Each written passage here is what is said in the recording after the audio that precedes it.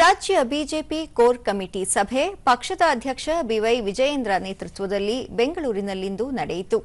ಕೇಂದ್ರ ಸಚಿವ ಪ್ರಹ್ಲಾದ್ ಜೋಶಿ, ಕೇಂದ್ರೀಯ ಸಂಸದೀಯ ಮಂಡಳಿ ಸದಸ್ಯ ಬಿಎಸ್ ಯಡಿಯೂರಪ್ಪ, ವಿಧಾನಸಭೆ ವಿರೋಧ ಪಕ್ಷದ ನಾಯಕ ಆರ್ ಅಶೋಕ, ವಿಧಾನ ಪರಿಷತ್ ವಿರೋಧ ಪಕ್ಷದ ನಾಯಕ ಛಲವಾದಿ ನಾರಾಯಣಸ್ವಾಮಿ, ರಾಜ್ಯದ ಬಿಜೆಪಿ ಉಸ್ತುವಾರಿ ಡಾ ರಾಧಾ ಮೋಹನ್ ದಾಸ್ ಅಗರ್ವಾಲ್, ಸಹ ಉಸ್ತುವಾರಿ ಸುಧಾಕರ್ ರೆಡ್ಡಿ, ಸಂಸದರಾದ ಬಸವರಾಜ ಬೊಮ್ಮಾಯಿ, ಗೋವಿಂದ ಕಾರಜೋಳ, ಪಕ್ಷದ ನಾಯಕರಾದ ಸಿಎನ್ ಅಶ್ವತ್ಥನಾರಾಯಣ, ಸಿಟಿ ರವಿ, ಬಿ ಶ್ರೀರಾಮುಲು, ಪಿ ರಾಜೀವ್ ಸೇರಿದಂತೆ ಹಲವರು ಉಪಸ್ಥಿತರಿದ್ದರು.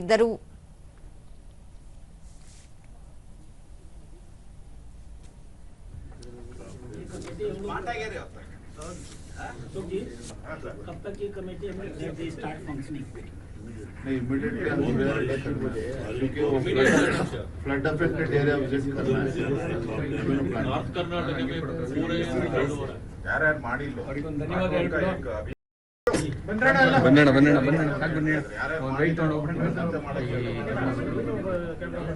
ಮಾಡಿಲ್ಲ ಮಾಡಿ ಅಂತ ಹೇಳಿ.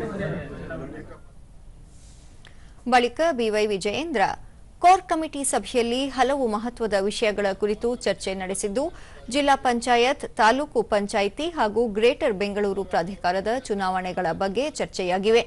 ಕೋರ್ ಕಮಿಟಿ ಸದಸ್ಯರ ನೇತೃತ್ವದಲ್ಲಿ ತಂಡ ರಚಿಸಲು ನಿರ್ಧರಿಸಲಾಗಿದ್ದು, ರಾಜ್ಯದಲ್ಲಿ ಪಕ್ಷ ಸಂಘಟನೆಯ ದೃಷ್ಟಿಯಿಂದ 10 ವಿಭಾಗಗಳನ್ನು ಮಾಡಿಕೊಂಡಿದ್ದು, ಪ್ರತಿ ವಿಭಾಗದ ಜವಾಬ್ದಾರಿ ನೀಡಿ ಜಿಲ್ಲೆಯ ಸಮಸ್ಯೆಗಳು, ಸ್ಥಳೀಯ ಸಂಸ್ಥೆ ಚುನಾವಣೆಗಳು ಸೇರಿದಂತೆ ವಿವಿಧ ವಿಷಯಗಳ ಕುರಿತು ಚರ್ಚೆ ನಡೆಸಲಿದ್ದಾರೆ ಎಂದರು.